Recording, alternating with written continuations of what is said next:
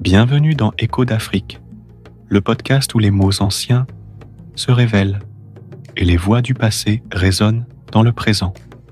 Aujourd'hui, cap sur la corne de l'Afrique, pour découvrir un alphabet mystérieux, sacré et toujours vivant, le Ge'ez, langue liturgique de l'Église éthiopienne orthodoxe.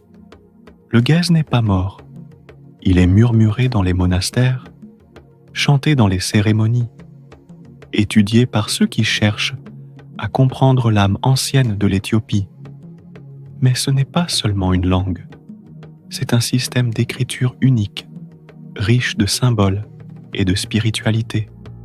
L'alphabet Ge'ez, aussi appelé fidèle, se distingue par sa structure étonnante. Chaque consonne possède 7 formes différentes, selon la voyelle qui l'accompagne. Une harmonie entre son et signe, comme une danse graphique. Ce n'est pas un simple outil de communication, c'est un art, un acte de foi, un héritage millénaire. Le Ge'ez trouve ses origines dans le royaume d'Aksum, l'un des plus puissants empires africains de l'Antiquité. C'est là que furent gravées les premières stèles et les plus anciens manuscrits. Les scribes, penchés sur leur parchemin, tracèrent les lettres à l'encre naturelle, dans une calligraphie aussi précise que méditative. Ce qui frappe, c'est la résilience de cette écriture. Malgré le passage des siècles, malgré les influences étrangères, le Ge'ez a traversé les âges sans s'effacer.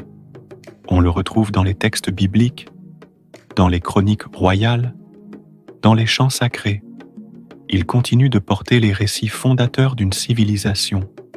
Mais derrière chaque lettre, il y a aussi un mystère. Certains chercheurs y lisent des influences sud-arabiques, d'autres y voient une création purement africaine. Et si le Ge'ez était un pont entre l'Afrique intérieure et le monde, entre le divin et le terrestre?